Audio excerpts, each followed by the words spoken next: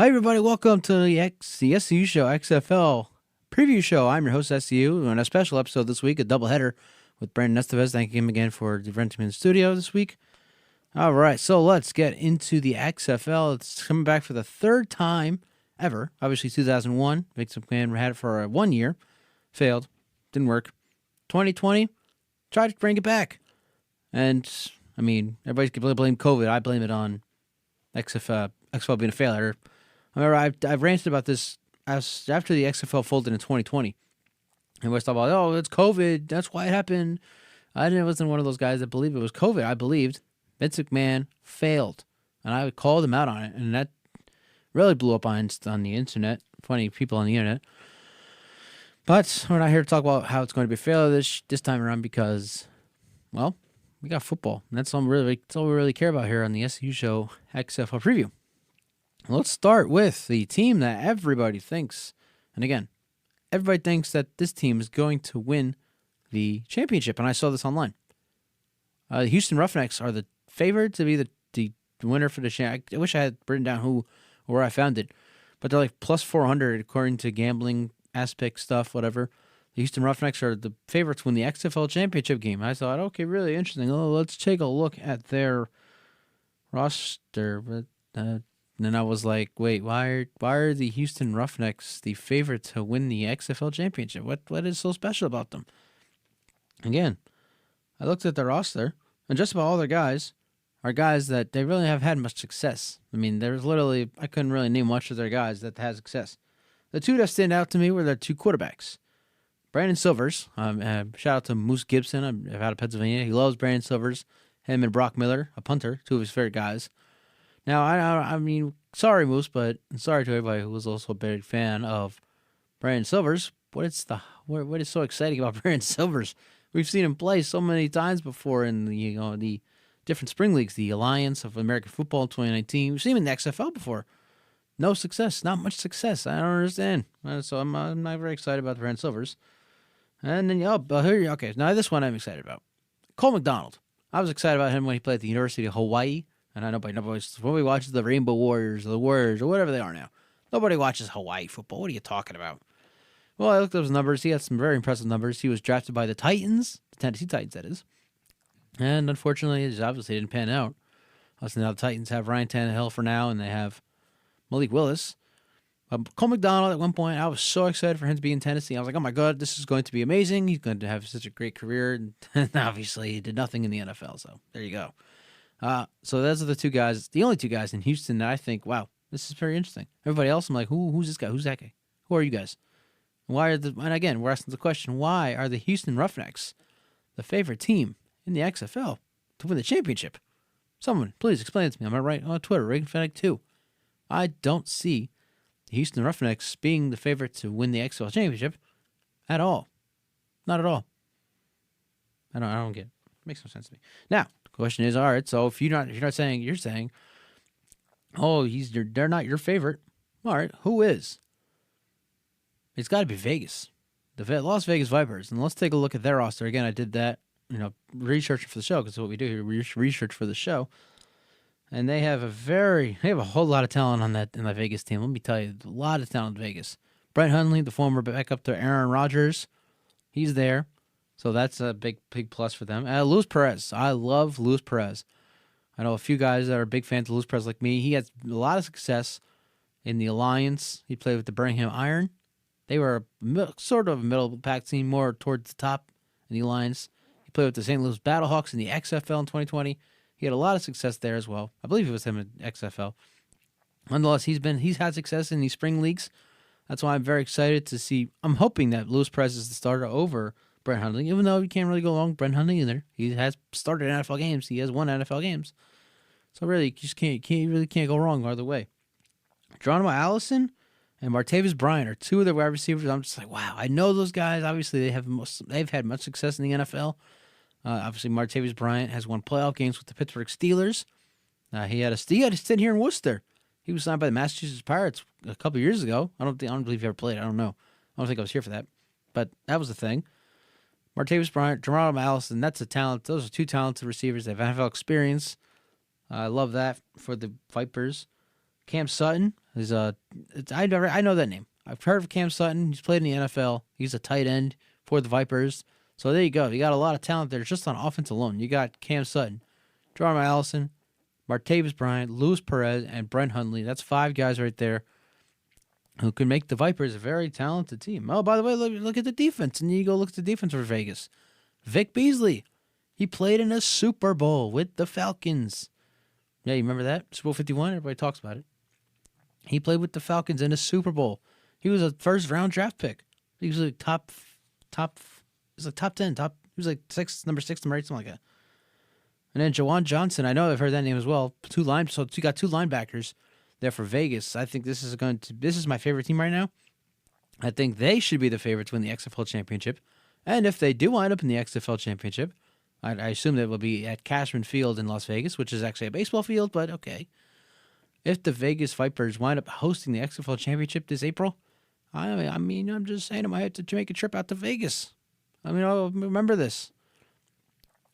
I said Las Vegas Vipers have got to be the favorite team to win the XFL championship here in 2023. And so we'll see what happens with them. I think it's going to be great. I think they're obviously a talented team. Can't wait to watch them. And I just hope they live up to the expectations that I have for them, unlike the ones I have for the Houston Roughnecks. So actually, I had my favorite team, and we'll talk about them next. Before I did research, I was going through the teams, and I was like, wow, Orlando. The Guardians have a very talented team, just like Vegas. And that was actually my initial favorite team here in the XFL. But there's one catch.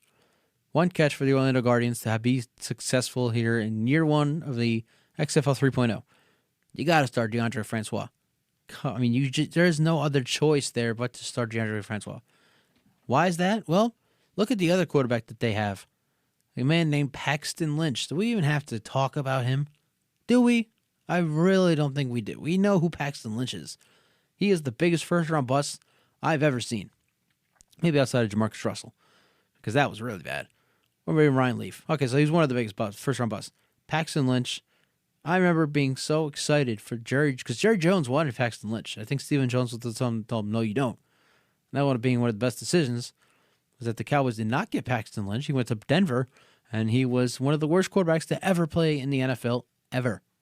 So, honestly, Paxton Lynch's football career is a joke. So I would, if the Guardians start Paxton Lynch, they deserve to not win a damn thing. I'm sorry. But Paxton Lynch is that bad. You got to start DeAndre Francois if you're the Orlando Guardians. That's the only way you're going to find success here in year 1 in the XFL. It's not only that, but that's a huge reason why the Guardians are going to be successful. If they want to be successful, they got to start DeAndre Francois. And to get to more on Orlando, Eli Rogers, talented receiver, again, Pittsburgh Steelers. We've seen him play in the NFL. He's done it, and he knows how. He played with the DC Defenders the last time we saw the XFL in 2020. So that's the talent. Cody Latimer. Come on, you can't tell me you're not watching this. You don't know who Cody Latimer is. One of the most talented. He might be the best tight end in all of the XFL right now. Obviously, they haven't hit the field yet, but when they do tomorrow, it's going to be spectacular for the Orlando Guardians. If they start DeAndre Francois, I love Eli Rogers. I think he'll be a great receiver there. Gotta love that they have Cody Latimer at tight end. Keep going here. Keep looking at that roster for Orlando because they have a lot of different players. Safety Matt Elam. That one stood out to me as well. Matt Elam, another one that has NFL experience. If I'm not mistaken, he actually won Super Bowl 50 with Denver. I could be wrong in that, but I'm pretty sure he was part of that Super Bowl team when Peyton Manning finally retired in 2016. So I know that, this team right here, Orlando, I know Vegas is my favorite, but Orlando's number 2. They are going to be a very great team here in the XFL as they set to kick off yet another season or rebrand once again. Can't wait to see those 2 teams. Now let's get to DC, the DC Defenders. This is one of the teams, or a few teams come back from the 2020 XFL, along with the St. Louis Battlehawks, the Seattle Dragons. The LA Wildcats are not back. The New York Guardians moved to Orlando. DC has the best quarterback room in the XFL. No question about it. They have the best quarterbacks in the XFL as a whole. Jordan Tamu, he was the one that started the St. Louis Battlehawks in 2020. So you already know he's going to be looking to be the starting quarterback, and he just might well be the starting quarterback. But they also have other guys that could start. De'Aaron King. Now, everybody, I know De'Aaron King, his NFL career was over just like that. It was done before he even got it started. But he was a stud at Miami as a quarterback. Not only is he going to be a quarterback in the room for the DC Defenders, which he might not even be because they have such a talented quarterback room, but right now he's listed as a quarterback. He's also listed as a wide receiver. So he is a he's a dual threat. I think De'Aaron King might be the most versatile player in the XFL this year. He's going to be the one guy out of everybody in this league I'll be watching out for. Especially if he's a quarterback. I'm so excited to see him if he gets in there quarterback. Cannot wait to see that. I really just cannot wait to see that. And then you have another guy here. His name's Eric Dungy. I was reading up on something. A shout out to Shady Sports Network for this article. They say this guy, Eric Dungy, is kind of like Taysom Hill.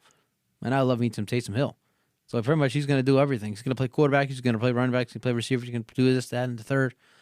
So you got another guy. You got another chock full of talent. In Eric Dungy, you got Eric Dungy. You got Jordan Ta'amu. Obviously has had a lot of success in the spring leagues. And you have De'Aaron King.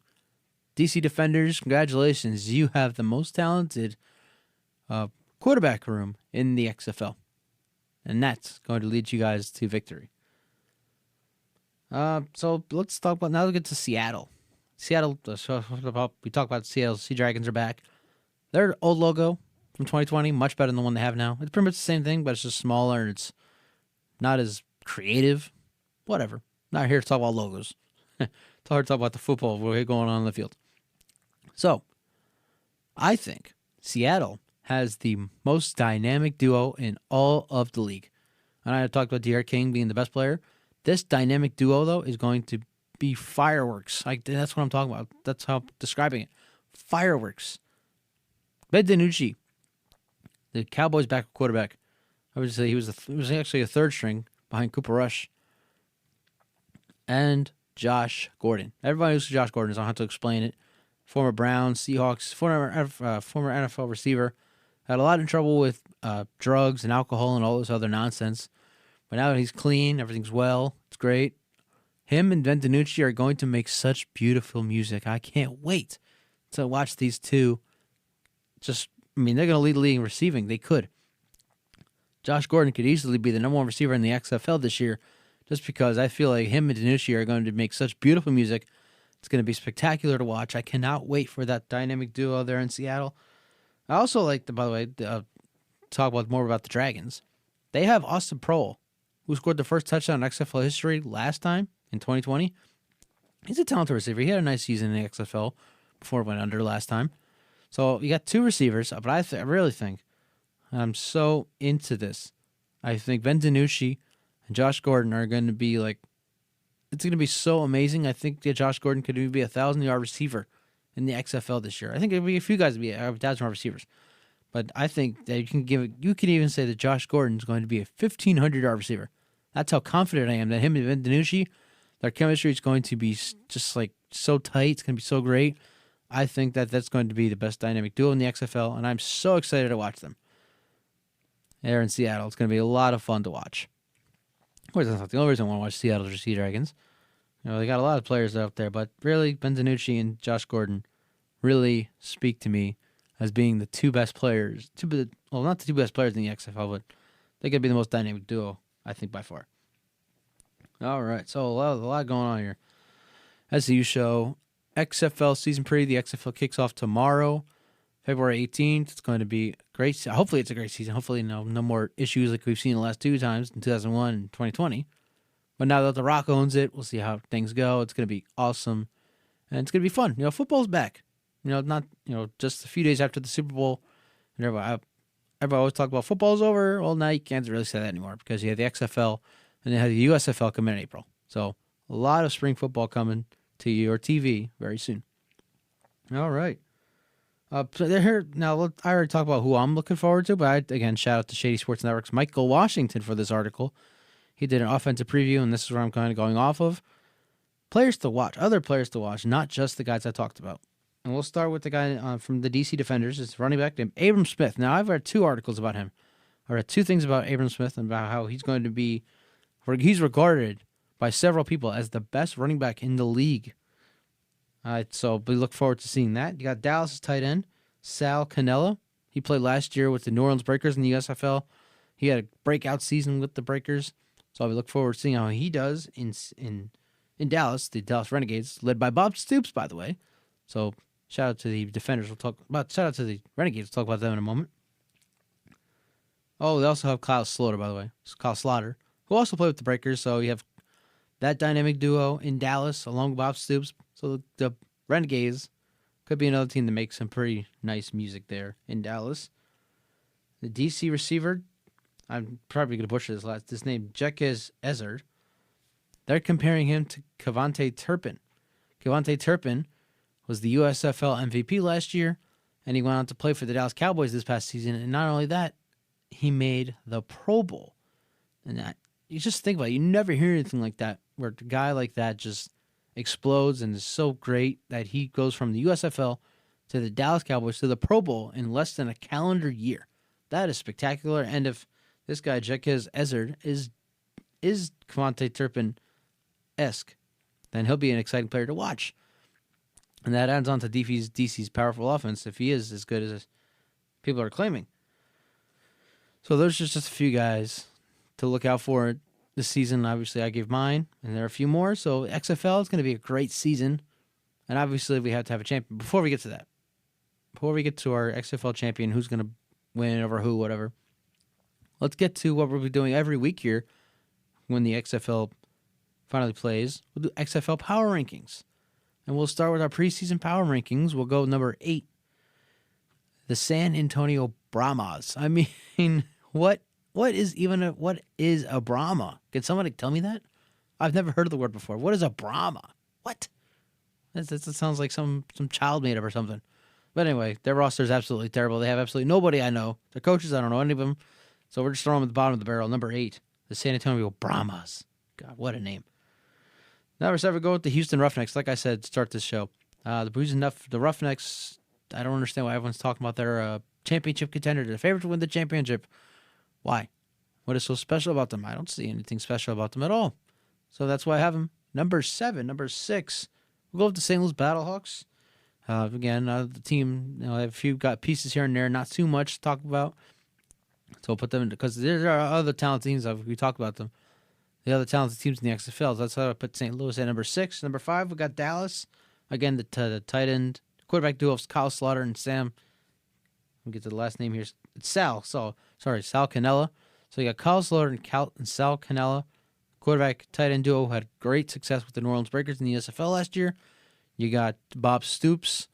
So that could be something very interesting. That's like my sleeper team. That is my sleeper team. The Dallas Renegades are my sleeper team here in the XFL as they return. But right now they are number 5 in my first XFL power rankings. Number 4 is Seattle, just because I love Ben DiNucci and I love Josh Gordon so much. That's going to be so awesome to watch. It's going to be great. So excited to watch those two. Plus they have Austin Prohl and a few other guys out there that I think can make noise. So we'll put Seattle right now at number 4. They would be the last team in the postseason, because I assume that the XFL is going 14 postseason. Number 3, it's DC. I already talked about it. The Defenders, their quarterback room is so talented. De'Aaron King. You got this Eric Dungy guy who's being compared to Taysom Hill. And if you're being compared to Taysom Hill, you're doing something right. And then obviously you got Jordan Ta'amu, who's had so much success in the spring league. He might be the best quarterback in the league. And we talk about Kyle Slaughter and what he did with New Orleans. We talked about, other guys that could have quarterback success, but we know what Jordan Ta'amu does in these spring leagues. He could be the best quarterback in the XFL this year. It's a wait-and-see situation, but I really think that he and the Defenders, they have a great team around them, and they could also be another sleeper. Number 3. Number 2 is Orlando. Like I said, they had originally picked them to be my favorite team, but they have a gun. We'll go back to it. They have a great team around them. DeAndre Francois has to be the quarterback, though. That is the one thing. He has to be the quarterback.